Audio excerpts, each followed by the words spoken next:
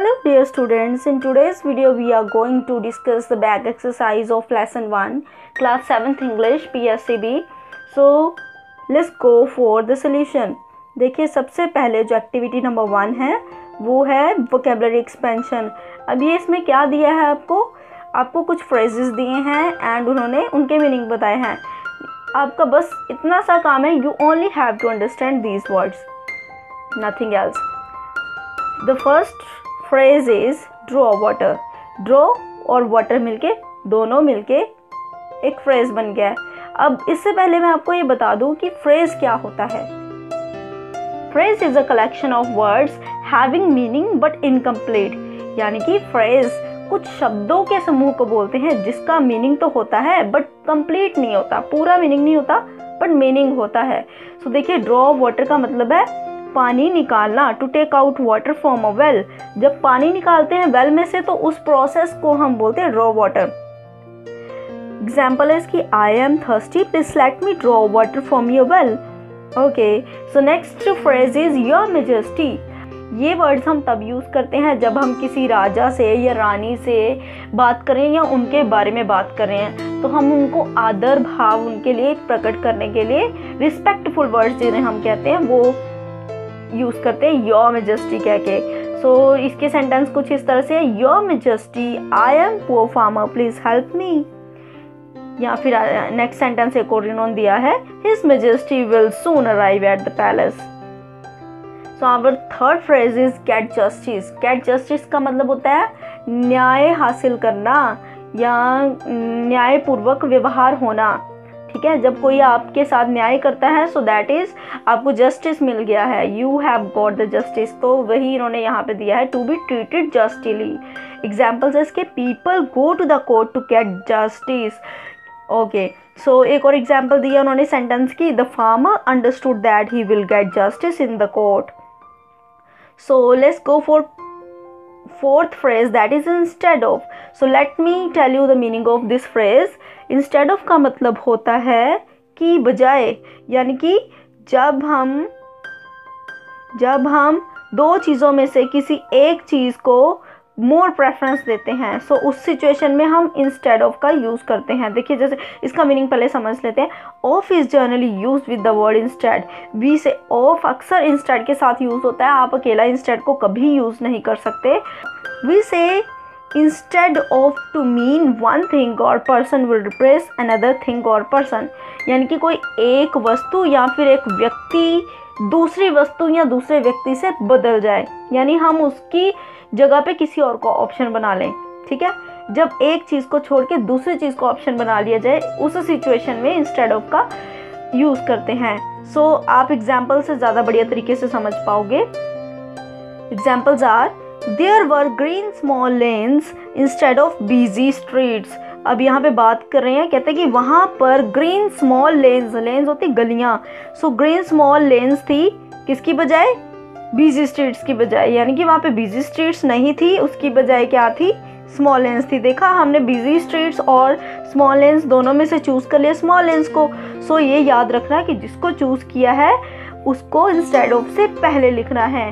अगर आप चाय की जगह पे कॉफ़ी लेते हो तो आप कॉफ़ी को पहले बोलोगे और इंस्टेड ऑफ के बाद जिसको नहीं लेना उसको बोलोगे. इसी तरह से हम नेक्स्ट सेंटेंस से आसानी से और समझ लेते हैं. There were big trees instead of tall buildings. वहाँ पर टॉल बिल्डिंग्स की बजाय बड़े बड़े पेड़ थे. अब देखिए वहाँ पे क्या था, बड़े पेड़ थे. जो चीज़ थी, जो सेलेक्टेड है चीज़, उसको इंस्टेड ऑफ से पहले लगाएंगे और जो चीज़ नहीं थी वो हम इंस्टेड ऑफ के बाद लगाएंगे. आ गया ना समझ. Now next sentence is, I think I will have T instead of coffee today. Sentence same जो अभी मैंने आपको बताया था कि कॉफ़ी और टी के बीच में से अगर किसी को चूज़ करना हो, इन्होंने टी को चूज़ किया. देखिए इंस्टेड ऑफ से पहले टी का इस्तेमाल हो रहा है, दैट इज़ वाई हमें पता चल गया है कि टी को मैंने चूज़ किया है, कॉफ़ी नहीं चूज़ की. So let's go for activity number 2, that is insert instead of in the following sentences wherever needed. यहाँ पर इन्होंने कहीं पर इंस्टेड ऑफ मिस कर दिया है और हमें वो जगह ढूंढनी है कि कौन सी जगह पे इन्होंने इंस्टेड ऑफ मिस किया है, वहीं पर हमने इंस्टेड ऑफ का यूज़ कर देना है. First sentence is today I will have butter jam on my bread. अब देखिए बटर और जैम दोनों नाउन्स इकट्ठे दे दिए हैं, तो दोनों के बीच में ना ही कॉमा है ना ही एंड है, तो हमें यहीं से पता चल गया कि यहाँ पे कुछ गड़बड़ है। So it means instead of का मतलब यहीं पे होगा। आई विल हैव, जो मैं लूँगा, क्या लूँगा, बटर लूँगा, तो यानी कि इसके बाद हमने क्या लगा देना है, इंस्टेड ऑफ। और जैम नहीं लेनी मतलब, तो जो चीज़ नहीं लेनी वो बाद में। अब इन दोनों के बीच में हमें सीधे क्या करना है, इंस्टेड ऑफ का यूज़ कर देना है। Today I will have butter instead of jam on my bread. So this will be the answer of this sentence. Now second sentence is by mistake Sahib went to the railway station airport to pick up his friend. इन्होंने दो nouns को इकट्ठा, एक तो railway station है और एक जो है हमारा एयरपोर्ट है, दोनों को इकट्ठा लिख दिए, यानी गड़बड़ यहीं पे है। इंस्टेड ऑफ का यूज हम यहीं पे करेंगे। ये आंसर हो जाएगा by mistake Sahib went to the railway station instead of airport to pick up his friend. I want to buy Samsung mobile. Apple, देखिए इन्होंने क्या किया, सैमसंग मोबाइल, साथ में एप्पल भी एक कंपनी है जिसे हम आईफोन्स बोलते हैं, सभी को पता है एप्पल एक आईफोन कंपनी है। सो यहाँ पर क्या, ये खाने वाला एप्पल नहीं है, ये आईफोन कंपनी वाला जो एप्पल है, मोबाइल वाला एप्पल है ये। सो आई वांट टू, इन दोनों के बीच में हमें पता है यहाँ पे गड़बड़ा, इकट्ठे लिख दिया इन्होंने। So I want to buy Samsung mobile instead of Apple. मैं एप्पल की बजाय सैमसंग मोबाइल लेना चाहूंगा या चाहता हूँ। आई वोर ब्लू सॉक्स रेड। अब देखिए ब्लू सॉक्स की बात हो रही है और रेड सॉक्स की बात हो रही है, तो यानी कि इनके बीच में हमने सीधे लगा देना instead of. I wore blue socks instead of red. Red की बजाय मैंने ब्लू सॉक्स पहन ली। Rajendra had fresh cream custard. अब देखिए फ्रेश क्रीम और कस्टर्ड दोनों ही एक ही कैटेगरी के दो वर्ड्स हैं, तो इन दोनों के बीच में इन्होंने कुछ नहीं लगाया, यहीं से पता चल रहा है कि यहाँ पे इंस्टेड ऑफ का यूज होगा। Rajendra had fresh cream instead of custard. So let's go for activity number 3, that is question answers portion. So इस पोर्शन में इन्होंने स्टोरी में से कुछ हमसे क्वेश्चंस पूछे हैं, हमें क्या करना है, we just have to answer these questions. And मुझे पता है आप सभी ने स्टोरी की वीडियो बहुत अच्छे से देखी है, अगर नहीं देखी तो एक बार फिर से देख लीजिए, जाके आई बटन पर क्लिक कीजिए, वहां पे आपको उसका लिंक मिल जाएगा। सो let's go for it. The first question is why did the farmer by the well. Means farmer ने कुआं क्यों खरीदा था। The farmer bought the well so that he could water his fields. Farmer ने कुआं इसलिए खरीदा था ताकि वो अपने खेतों को पानी दे सके। Who did he buy it from? उसने ये कुआं किससे खरीदा था। अब देखिए इन्होंने इट का यूज किया है। अब इट किसके लिए है, जाहिर सी बात है कि कुछ जिसे खरीदा है उसकी बात हो रही है। सो ये जो इट प्रोनाउन है वो वेल के लिए यूज किया है, यानी कि कुएं के लिए यूज किया हुआ है। तो इसका आंसर है he bought it from a man who was his neighbor। Means उसने ये एक आदमी से खरीदा था जो कि उसका नेबर था। What was the argument between the farmer and his neighbor about? अब नेक्स्ट क्वेश्चन नंबर 3 में उन्होंने पूछा है कि फार्मर और उसके साथ जो आदमी था उसका पड़ोसी, उन दोनों के बीच में क्या बहस चली, क्या बहस हो रही थी उनके बीच में, किस चीज को लेके बहस हो रही थी। So the answer of this question is the argument between the farmer and his neighbor was about the water in the well। इसका मतलब है कि जो आर्ग्यूमेंट थी वो फार्मर और नेबर के बीच में जो हो रही थी बहस, वो कुएं के पानी को लेके हो रही थी। किसान को कुएं का पानी चाहिए था और जो नेबर था वो उसे पानी लेने नहीं दे रहा था, बिकॉज वो ऐसा कह रहा था कि मैंने तो पानी बेचा नहीं, मैंने सिर्फ कुआं बेचा है। सो दैट्स वाई ये जो वो कह रहा था मैंने तो पानी बेचा नहीं, मैंने तो सिर्फ कुआं बेचा है। सो इसी वजह से इन दोनों के बीच में बहस हो पड़ी। Next question number 4 is where did they go to solve the issue. हाँ जी, बहुत इजी आंसर है इसका।